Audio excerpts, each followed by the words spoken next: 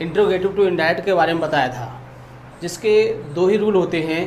एक आपका रूल होता है जो RS जब HB से शुरू होती है, और दूसरा होता है जब RS हमारी क्वेश्चन वर्ड से शुरू होती है। तो उसमें केवल दो ही रूल होते हैं और उनके दो रूल के दो ही वाक्य बनेंगे। इसीलिए हम उसकी एक्सरसाइज अब न करा के इम्परेटिव के साथ दोनों एक्सरसाइज कंबाइन कराएंगे। तो अब हम आपको इम्परेटिव के बारे में बताते हैं कि इम्परेटिव के इनडायरेक्ट किस प्रकार बनते हैं। तो इसके लिए कुछ उसकी पहचान होती है। जब तक हम सेंटेंस को पहचान नहीं पाएंगे हम उसको बना नहीं सकते हैं। तो इम्परेटिव की कुछ पहचान होती है, वो हम आपको रूल के माध्यम से बताते हैं।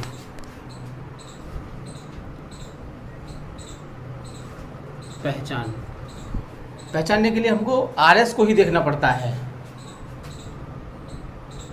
जब RS में सब्जेक्ट न दिया हो तथा RS वर्ब से शुरू हो तो, तथा कभी कभी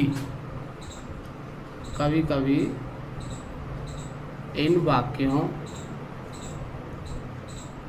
के शुरू में please, kindly, sir, madam, do not, never, always, let, let's आदि शब्द दिए होते हैं। जब RS के शुरू में सब्जेक्ट न दिया हो तथा RS हमारी वर्ब से शुरू हो, और कभी कभी इन वाक्यों के शुरू में please, kindly, sir, madam, do not, never,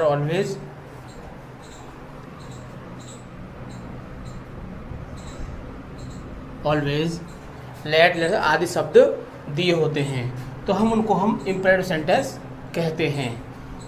तथा इन वाक्यों में आज्ञा, सलाह, प्रार्थना आदि का भाव प्रकट होता है। तथा इन वाक्यों में आज्ञा, सलाह, प्रार्थना आदि का भाव प्रकट होता है। जैसे इसको हम एग्जाम्पल से क्लियर करते हैं। The teacher said to the boys, comma, इंटर कॉमा,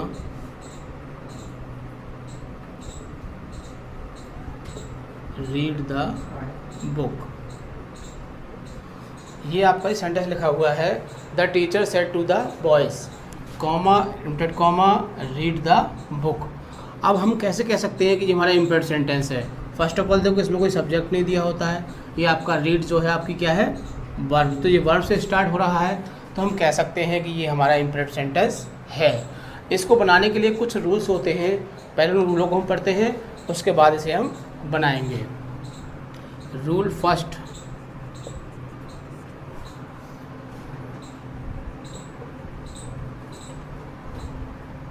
कॉमा हटाकर टू लगाते हैं। इसमें ये कॉमा दिया होता है, इनमें कॉमा, इसको हटाकर हम क्या लगाते हैं, टू लगाते हैं। रूल सेकंड होता है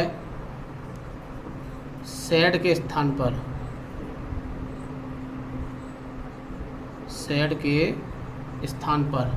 अब सेड की इसकी तीन कंडीशन होती हैं इसकी। पहली कंडीशन सेड के स्थान पर लगाना है यदि आज्ञा हो, क्या हो, आज्ञा हो तो ऑर्डर्ड लगाते हैं, क्या लगाते हैं, ऑर्डर्ड। और यदि सलाह हो तो एडवाइस लगाते हैं। और प्रार्थना हो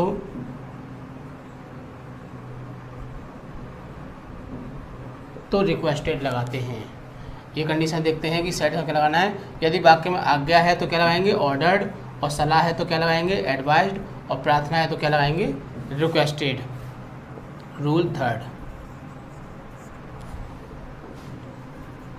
आरबी में एक टू दिया होता है, आरबी के टू को हटा देते हैं, आरबी के टू को हटा देते हैं। रूल फोर्थ, ये हमने आपको सब लिखवाए, please, kindly, sir, madam, do not, never, always, let, let's. अगर ये शब्द हमारे आते हैं आरएस में तो इन शब्दों को भी हटा देते हैं। Please, kindly, sir, madam, do not, never, always, let, let's आदि शब्दों को हटा देते हैं। इस तरह से ये इसके रूल हैं। यदि हम इनको फॉलो करते हैं तो हम इम्परेटिव सेंटेंस को बना सकते हैं। लेकिन एक और बात आती है कि हमें कैसे पता चलेगा कि इसमें आज्ञा है, सलाह है, प्रार्थना है। हम कैसे लगाएंगे कि ऑर्डर लगाना है, एडवाइस लगाना है, रिक्वेस्टेड लगाना है। इसके लिए हमको 3 बातें याद रखनी पड़ेगी। फर्स्ट बात की ये है कि हमको सेंटेंस में देखना है। हमको सिर्फ 2 बातें याद रखनी है इसकी। जैसे हमने कहा कि Ram said to Mohan, Ram said to Mohan, go to the school. Ram ने मोहन से कहा go to the school, school जाइए। अब हमको इसमें आरबी को देखना है। किसको देखना है, आरबी को, ये पहचानने के लिए कि इसमें आज्ञा है, सलाह है या फिर प्रार्थना है। तो ये होता है आपका कहने वाला। क्या होता है ये, कहने वाला, और ये होता है आपका सुनने वाला। अब हम देखते हैं यदि कहने वाला हमारा कैसा है। कहने वाला हमारा क्या है, बड़ा है। क्या है, बड़ा है, बिग। मतलब कहने वाला बड़ा है और सुनने वाला छोटा है। कहने वाला बड़ा है और सुनने वाला छोटा है तो क्या होगा, आपका आज्ञा होगी। मतलब कहने वाला क्या है, बड़ा, और सुनने वाला कैसा है, छोटा। सपोज दैट यही टीचर बच्चों से कहेगा, जैसे टीचर ने कहा, किससे कहा, बच्चों से कहा, तो कहने वाला बड़ा हो गया और सुनने वाला क्या हो गया, छोटा। तो क्या होगा, हमारा आज्ञा होगी। यदि कहने वाला क्या होता है, छोटा होता है, कहने वाला क्या हो, छोटा, और सुनने वाला कैसा हो, बड़ा हो। कहने वाला छोटा हो, सुनने वाला बड़ा हो तो क्या होगा फिर, प्रार्थना। कहने वाला क्या है, छोटा, और सुनने वाला बड़ा। सपोज दैट बॉयज़ अगर टीचर से कहेगा, बॉयज़ अगर टीचर से कहेगा तो क्या हो जाएगा, प्रार्थना हो जाएगा। तीसरा, अगर कोई बराबर में कहता है, मतलब सपोज दैट क्लासमेट होते हैं, जैसे राहुल ने मोहन से कहा, मोहन ने राहुल से कहा, सीता ने गीता से कहा, गीता ने सीता से कहा। इस कंडीशन में क्या होता है कि वो सलाह होती है। क्या होती है, सलाह, जिसको हम एडवाइस कहते हैं। बराबर में कोई बात कही जाए तो क्या होती है, सलाह। और साधु महात्मा जो भी बात कहते हैं वो भी आपकी सलाह में ही आती है। तो इस तरह से आप इस चीज़ को पहचान सकते हो कि इस वाक्य में क्या है, आज्ञा है, सलाह है, प्रार्थना है। हमको वही 2 बातें याद रखनी है। इसमें कौन सी बात, यदि छोटा बड़े से कहे, छोटा बड़े से कहे तो प्रार्थना होगी, और बड़ा छोटे से कहे तो आज्ञा होगी। यदि कोई बात बराबर में कही जाती है, तो राहुल ने मोहन से कहा, मोहन ने राहुल से कहा, तो बराबर कही जाए तो क्या होगी, वो सलाह होती है। इसी बेस पर हम वाक्य को बना सकते हैं। तो अब चलिए एग्जाम्पल को बनाते हैं।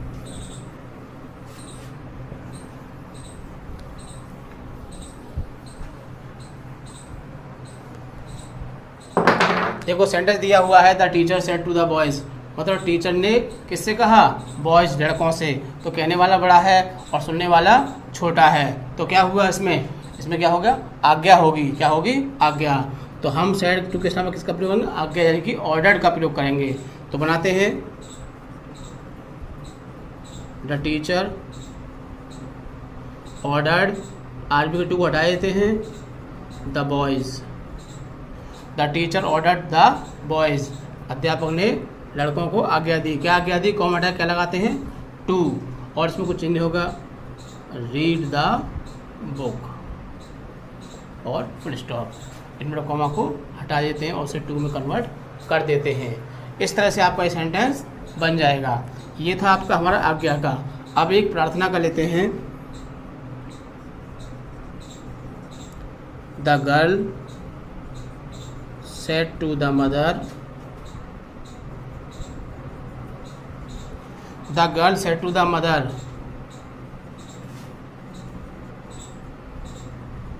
Give me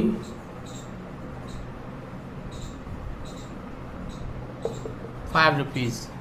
the girl said to the mother, लड़की ने माताजी से कहा, क्या कहा? गिव मी ₹5, मुझे ₹5 दे दीजिए। तो कहने वाली कौन है? गर्ल। और सुनने वाली कौन है? माताजी। लड़की छोटी है और सुनने वाली माताजी बड़ी हैं। जो छोटा बड़े से कहेगा तो क्या होगा? प्रार्थना होती है। तो बनाते हैं,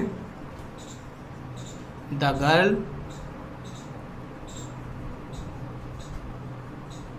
requested the mother, the girl requested the mother, comma हटा के टू लगाते हैं इम्परेटिव में। हमने अभी आपको रूल में क्लियर किया था। गिव मी हमारा क्या आ गया? ये आपका प्रोनाउन आ गया। और हमने आपको प्रोनाउन बताया था। मी हमारा कौन सा पर्सन है? ये हमारा फर्स्ट पर्सन है। और फर्स्ट पर्सन प्रोनाउन है आर वी के सब्जेक्ट के अनुसार। और सब्जेक्ट क्या है हमारा? गर्ल। और गर्ल हमारी किस में आती है? जब हम साड़ी में देखेंगे तो दिया होता है हमारा ही, सी, दे, इट, ये होती है। तो इसमें आती है थर्ड पर्सन में आ रही है ये। हमको ही सी के अनुसार बदलना है। हमको किसको बदलना है? गर्ल सी में ही तो आएगी। और सी के अनुसार हम चेंज करेंगे मी को, तो उसकी लाइन देखेंगे तो हर हो जाता है। क्या हो जाता है? Her. 5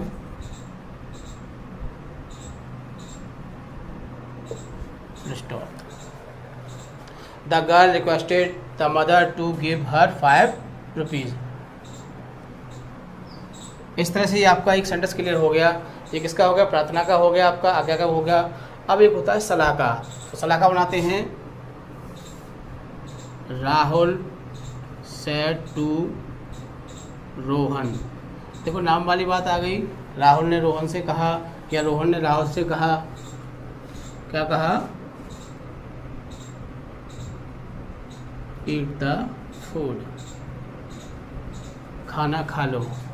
Rahul said to Rohan, Rahul ने रोहन से कहा ईट द फूड, खाना खा लो। तो हमने बताया था कि जब नाम दिया हो तो हम उसको ऑटोमेटिकली क्या मान लेते हैं? उसको एडवाइस मान लेते हैं। तो राहुल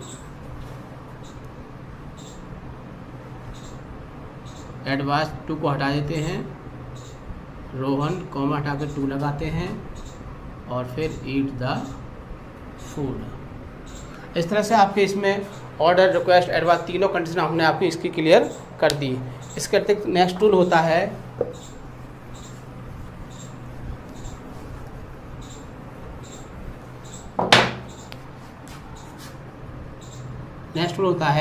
कि जब RS के शुरू में प्लीज, काइंडली, सर, मैडम, जब RS के शुरू में प्लीज, काइंडली, सर, मैडम आए तो सैड के स्थान पर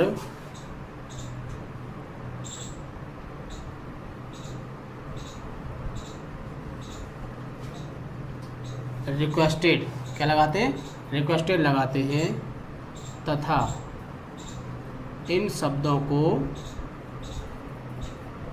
हटा देते हैं। ये शब्द है ना, इनको हटा देते हैं तथा बाकी नियम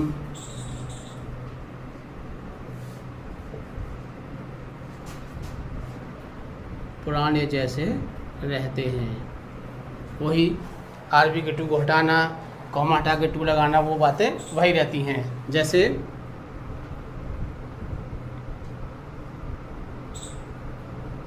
Ramesh said to Gopal, Ramesh said to Gopal, comma into comma, please give me your pen. Ramesh ने गोपाल से कहा please give me your pen, कृपया मुझे अपना पेन दे दीजिए। हमने यहाँ योर क्यों प्रयोग किया, क्योंकि यहाँ हमारा यू सब्जेक्ट छिपा हुआ है। इम्पर्ट सेंटेंस में आपको बताया था कि यू सब्जेक्ट छिपा रहता है, वो शो नहीं होता है, इसी बेस पर यहाँ पर यू आया है, योर आया है। तो बनाते हैं, देखो प्लीज़ आ गया, हमने पहचान लिया, इम्परेटिव हो गया। बनाते हैं, रमेश सेड के स्थान पर क्या लगाते हैं, प्लीज़ आने पर बताया था क्या लगाते हैं, रिक्वेस्टेड। रमेश रिक्वेस्टेड, आरबी के टू को हटा देते हैं, गोपाल, कॉमा हटा के टू। हमने बताया था इन शब्दों को भी हटा देते हैं, तो प्लीज़ को हटा देंगे, गिव मी को बदलेंगे किससे, रमेश से, तो क्या हो जाएगा, हिम, क्योंकि रमेश हमारा पुरुष है और पुरुष में जब मी की लाइन में पुरुष को देखेंगे तो हिम हो रहा होगा। योर, योर को किससे बदलेंगे हम, गोपाल से, और गोपाल की लाइन में हम थर्ड लाइन में देखेंगे योगी में, तो क्या होगा उसको, हिज, तो गिव हिम हिज पेन। इस तरह से ये आपका प्लीज़ काइंडली वाला भी हो जाएगा। इसके नेक्स्ट अगला रूल आता है आपका, ये अभी आपका इम्परेटिव के रूल ही चल रहे हैं। नेक्स्ट होता है जब आरएस के शुरू में, जब आरएस के शुरू में डू नॉट दिया हो तो, जब आरएस के शुरू में डू नॉट दिया हो तो सेड टू के स्थान पर फॉरवर्ड, इसका प्रयोग करते हैं, फॉरवर्ड, फॉरवर्ड का प्रयोग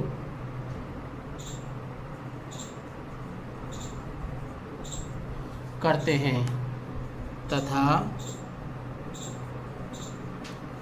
डू नॉट को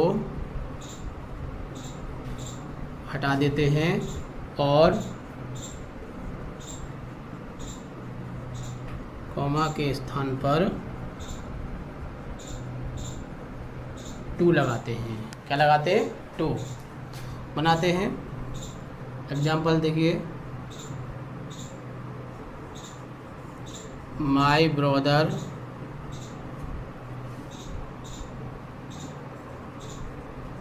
said to, my brother said to the boys, मेरे भाई ने लड़कों से कहा, क्या कहा, do not make a noise, क्या कहा, शोर मत करो। माई ब्रदर सेड टू, मेरे भाई ने लड़कों से कहा शोर मत करो।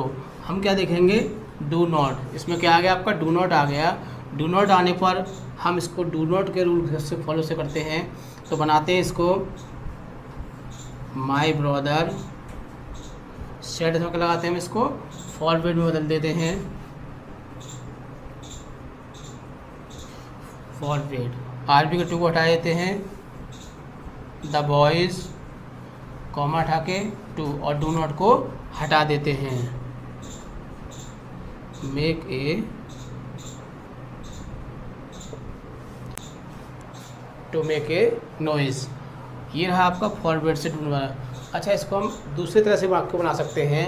हम इसको ऐसे ही बना सकते हैं, हम इसको ऑर्डर, रिक्वेस्ट, एडवाइस के द्वारा ही बना सकते हैं इस वाक्य को। यदि हम ऑर्डर, रिक्वेस्ट का प्रयोग करते हैं तो हम फॉरवर्ड का प्रयोग नहीं करेंगे, और फिर डू नॉट को हटा के नॉट टू का प्रयोग करते हैं। बनाते हैं, देखिए, माई ब्रदर, अब इसमें देखो, my brother said to the boys, मेरे भाई ने लड़कों से कहा, तो लड़कों को आज्ञा दी जाएगी। My brother ordered the boys, क्या कहा लड़कों से, do not make a noise, शोर मत करिए। तो हम ज़्यादा डू नॉट उठा के नॉट टू में बदल देते हैं। किस में बदल देते हैं, not to not to make a noise. तो हम इसको इस तरह से बना सकते हैं। आप स्वतंत्र हो, चाहे डू नॉट से बनाइए, चाहे फॉरवर्ड से बनाइए, या ऑर्डर रिक्वेस्ट एडवाइस से बनाइए। जो आपको सूटेबल लगे, जो आपको सरल लगे, आप उस रूल से इसको बना सकते हैं। दोनों ही रूल आपके करेक्ट हैं इसमें। तो इस तरह से ये आपके इम्परेटिव सेंटेंस हुए क्लियर। इसमें अब लेट वाले और रूल रह जाते हैं जिनको हम आगे बताते हैं।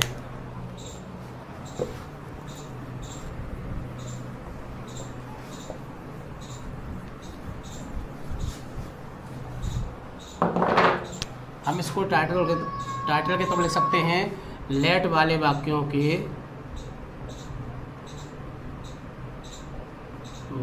के इनडायरेक्ट। ऐसा होता है टाइटल देने से बात हमको याद रहती है। अगर हम यही लिखते कि इम्परेटिव इनडायरेक्ट और उसमें लेट वाली बात को नहीं लिखते तो आपको कम याद रहता। अब लेट के बेस से आपको याद रहेगा कि हाँ, लेट के भी कुछ वाक्य होते हैं, और अक्सर एग्ज़ाम में लेट वाले वाक्य आ जाते हैं। क्यों? क्योंकि ये बहुत ही महत्वपूर्ण रूल होते हैं लेट वाले। अक्सर बच्चे इन्हें भूल जाते हैं, याद भी नहीं रहते हैं, इसीलिए इनको ज़रा ठीक से समझना। तो लेट का इसका रूल होता है, इसके दो ही रूल होते हैं। जब आरएस के शुरू में लेट दिया हो तथा लेट के बाद अस को छोड़कर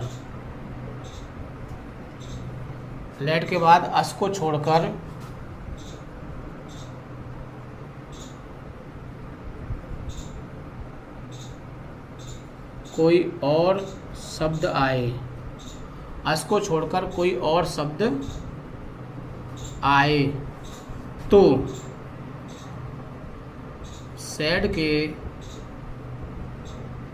स्थान पर शाउटेड किसका प्रयोग करते हैं?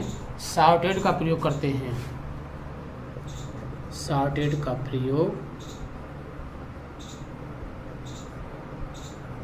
करते हैं तथा लेट को नहीं हटाते हैं। बाकी नियम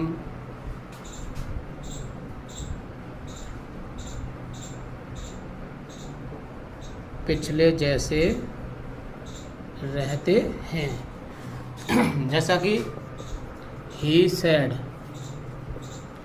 एग्जाम्पल देखिए, he said comma and comma let me गो।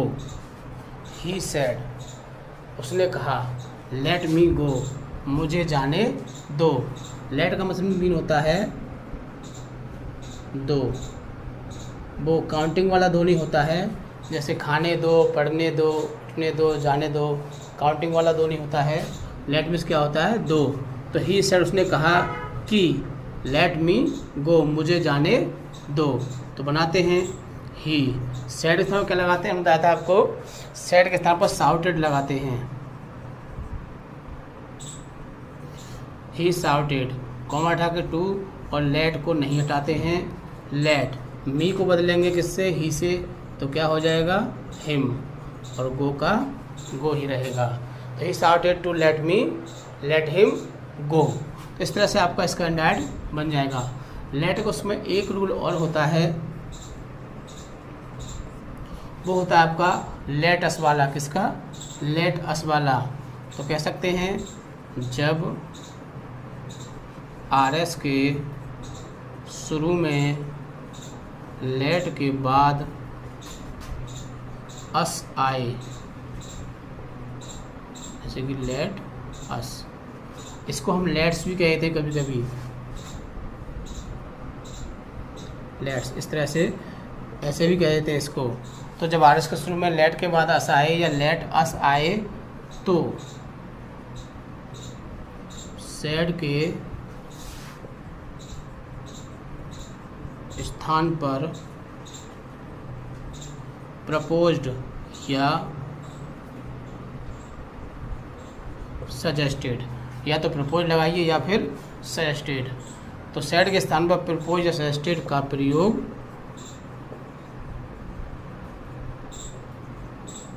करते हैं तथा खास बात आरबी के टू को नहीं हटाते हैं। हर टेंस में बताया था हमने आरबी के टू को हटाए थे, लेकिन इसमें आरबी के टू को नहीं हटाते हैं तथा कॉमा हटाकर दैट लगाते हैं। वैसे इम्परेटिव में हम टू लगाते हैं, लेकिन इस सेंटेंस में क्या लगाएंगे, कॉमा हटा के दैट लगाते हैं। और लेट अस के स्थान पर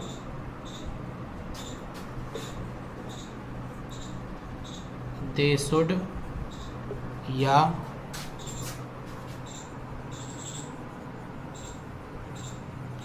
बी शुड का प्रयोग करते हैं। तो ये अगर ये बात हमको याद रहती है तो हम लेट अस वाले वाक्य को आसानी से बना सकते हैं। कौन सी बात, जब आर एस के शुरू में लेट के बाद अस आए, मतलब लेट अस आए। पहले मैं एग्जांपल लिखता हूँ, उसके बाद इसको क्लियर करता हूँ।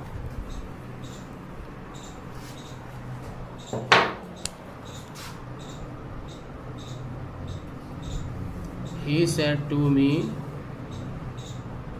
let us play the match। Sentence लिखा हुआ है आपका आरबी और आर एस। इसमें देखो लेट के बाद क्या दिया हुआ है, अस दिया हुआ है।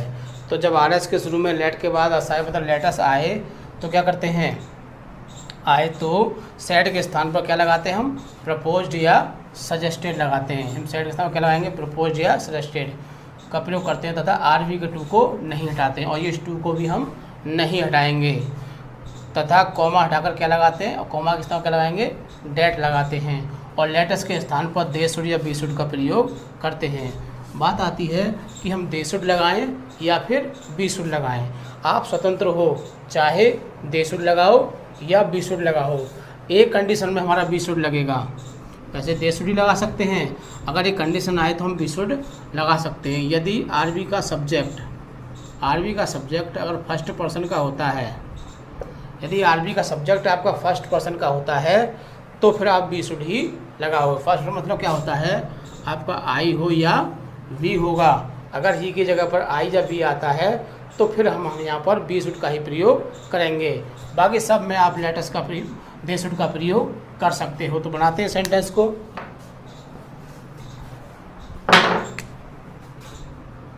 ही प्रपोज्ड, दूसरा वर्ड क्या है, लगा सकते हैं सजेस्टेड। तो ही प्रपोज्ड, आरबी के टू को नहीं हटाते हैं, मी, कॉमा हटा के क्या लगाते हैं, that. He proposed to me that. अब लेटस के स्थान क्या होता है, हमने आपको दे शुड लगाओ या फिर बी शुड। लेकिन अगर यहाँ पर आई या वी आ जाता है आपका तो फिर यहाँ बी शुड ही लगेगा। अब आप स्वतंत्र हो, चाहे बी शुड लगाओ या दे शुड लगाओ। तो हम दे शुड का प्रयोग करते हैं, they should play the match.